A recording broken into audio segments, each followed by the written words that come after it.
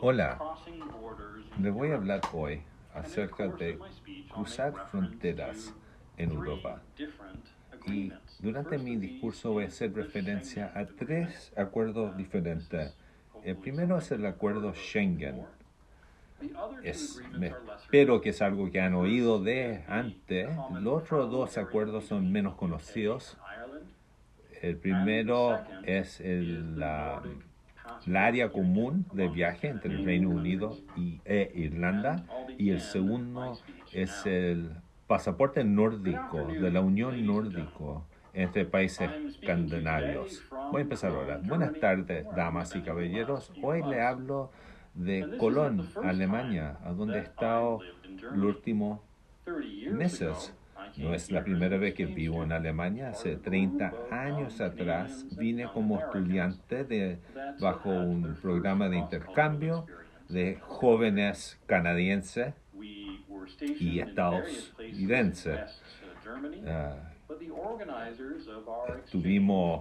Estábamos en varios lugares de Alemania Occidental, y los organizadores nos organizaron un viaje a Berlín, donde en esa época estaba dividido por un muro, por supuesto, entre este y oeste, Berlín.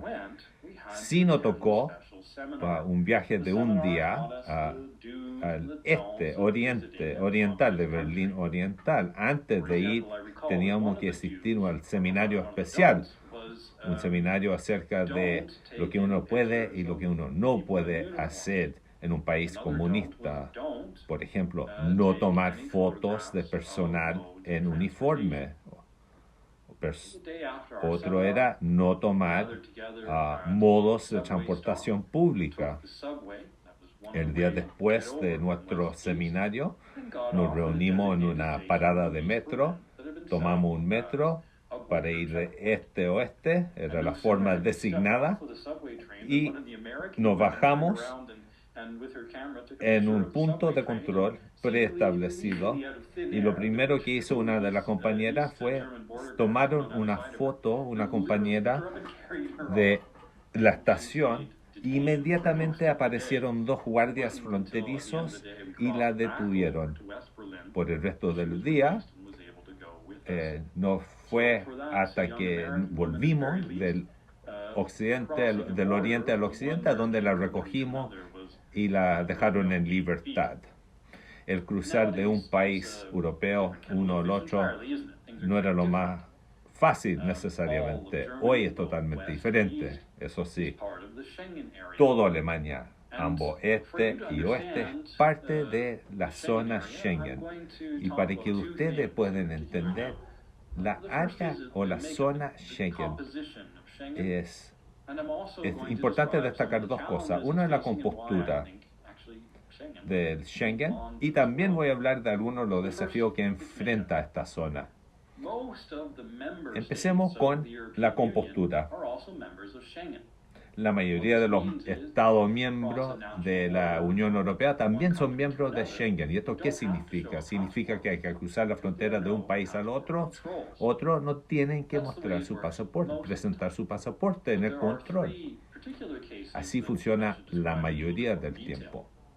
Pero hay tres casos en particular que ya voy a profundizar acerca de estos.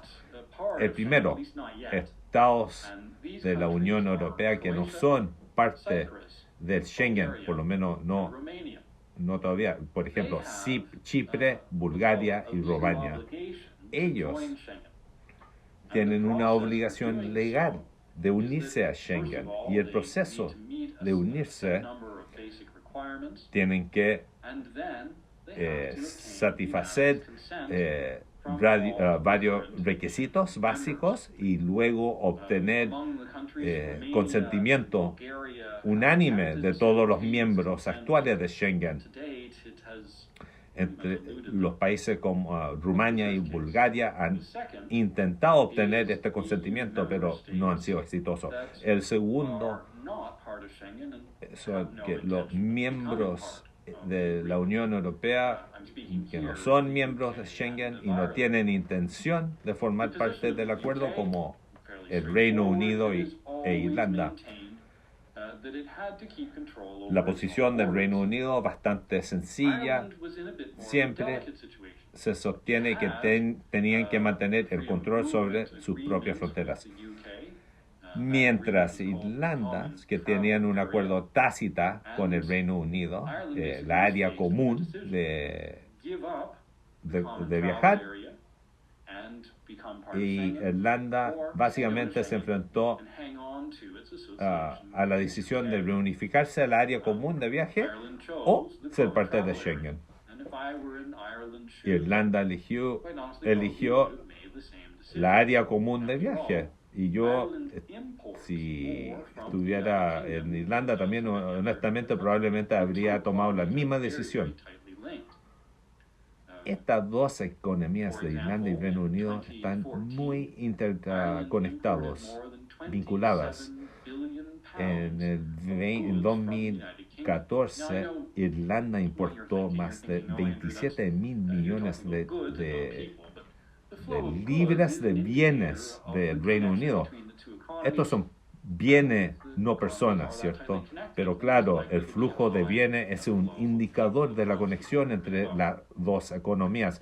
Y si las economías están tan estrechamente conectadas, es probable que también haya un flujo de personas, ¿no? El último caso del que hablaré es estos países que no son miembros de la Unión Europea, pero que son parte de Schengen. Países como Suiza, Islanda y Noruega, Liechtenstein también. En estos países nunca ha habido voluntad política o apoyo público para unirse a la Unión Europea. Sin embargo, está muy claro que existe un contacto sustancial entre los países y los deseos vecinos. Noruega, Islanda, por ejemplo, tienen la Unión Nórdica con Dinamarca, Escandinavia. Tiene sentido, por lo tanto, ofrecer o extender la membresía de Schengen a Islanda y Noruega.